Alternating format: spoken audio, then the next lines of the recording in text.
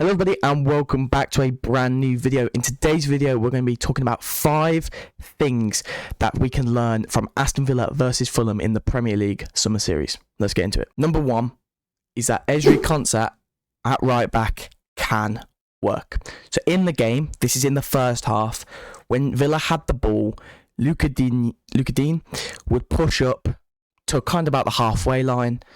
Archer would go striker, McGinn would kind of drop it into this middle place, Wendy into this kind of role here, Tillemans and Kamara as this kind of 2, and Philogene would push higher up here, and Torres would spread out here, Carlos down to the centre, and Konsa would drop in as this kind of third centre back as we play as a back 3 in possession. This is how Emery likes to play. I think he played it at Villarreal, and that is why he has gone for Konsa, because I feel like this is how he would want to play against some of the teams. Cash obviously is more of an offensive. He likes to push forward.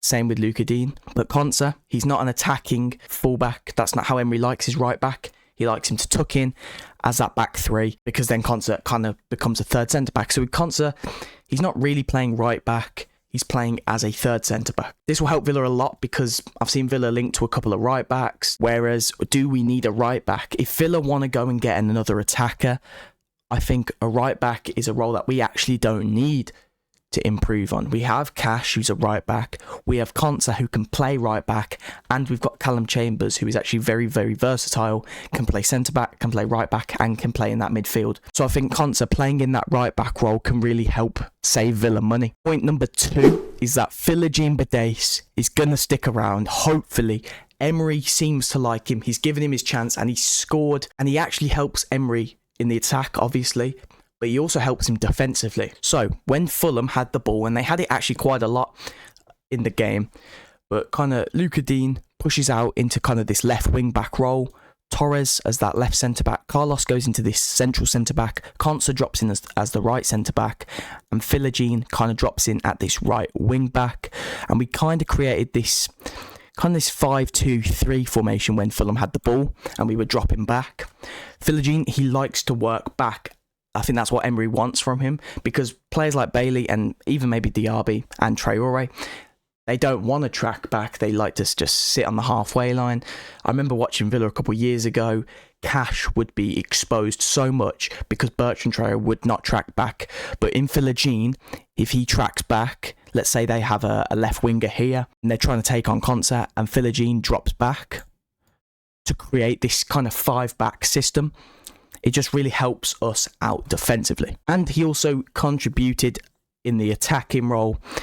Pretty much we had the ball, Fulham were all on the line, on the halfway line, kind of dropping into their box. Philogene was here, and I think it was their left back, Mbabu, who is not a left back, but he was sat there kind of watching Philogene. We were trying to play it round. The ball comes out to Luca Digne, and he kind of puts the ball into the box.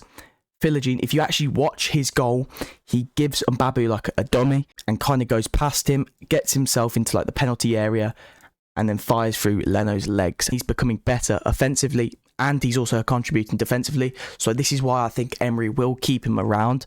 I think he'll be competition in that right wing. Maybe Diaby plays that second striker role that we like to play, and Philogene battles with Bailey on that right hand side. The third point, just before we move into the second half of the game, let's talk about Cameron Archer.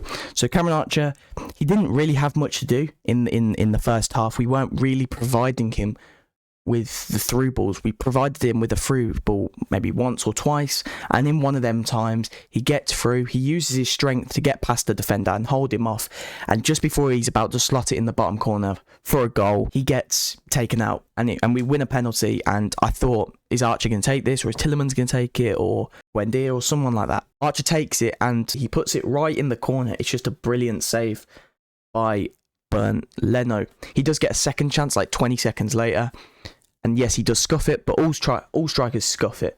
I don't want to see anybody criticising Archer for missing a chance when Watkins misses chances. I know Watkins has had criticism.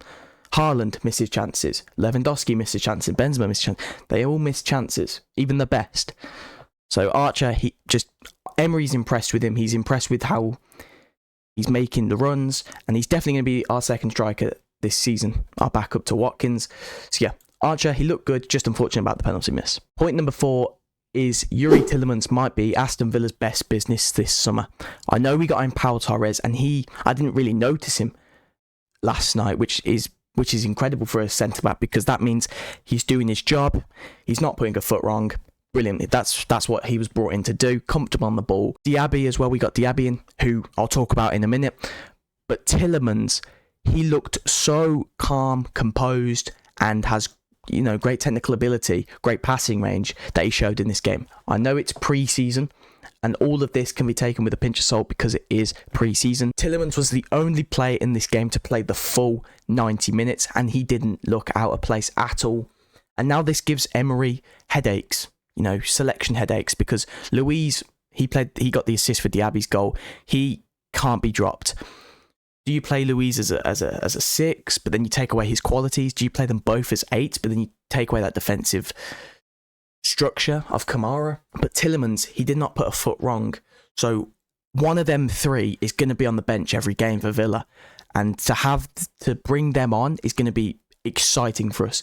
Let's say we start against Newcastle with Kamara and Luiz, and then we take off Kamara if we're a goal down or something, and we bring on Tielemans to bring us that increased passing range, because his passing was excellent, and he just seems to have fit into the team. He hasn't had to, with Pau Torres and with Diaby, they have language barriers, but with Tielemans being in England for a couple of years with Leicester, he just seems to have slotted into the squad. Great chemistry with everybody. So yeah, he is, and on a free for Villa, I'm just saying it could be Villa's best business of the summer. And point number 5 is Moussa Diaby gets his goal. When he came on, he straight away gave the ball away, and I thought, this is what Bailey does. Please don't be a Bailey. But he got one opportunity in the whole game, and he puts it away. Great ball over the top from Luiz, and with Diaby's pace alongside Watkins' pace, with either Coutinho, Buendia, when Ramsey's back, with their creativity, with Luiz and Tielemans, who's got great passing, Watkins and Diaby's pace up top could be frightening for opposition. And he took his chance. He scored. He rifled it into the bottom corner. But other than that, he didn't really do much. He didn't need to do much. This is a pre-season game. He was in the second striker role. Maybe if he's playing on the right or something, he can, take on defenders a bit more. But he didn't really do much, but that's not a bad thing. He took his one chance, he scored it. I'm not trying to be negative. He took his one chance, he scored it. Really exciting for us. Anyway, guys, I hope you guys enjoyed the video. If you did, make sure to like and subscribe, and I'll see you all again after the Brentford game.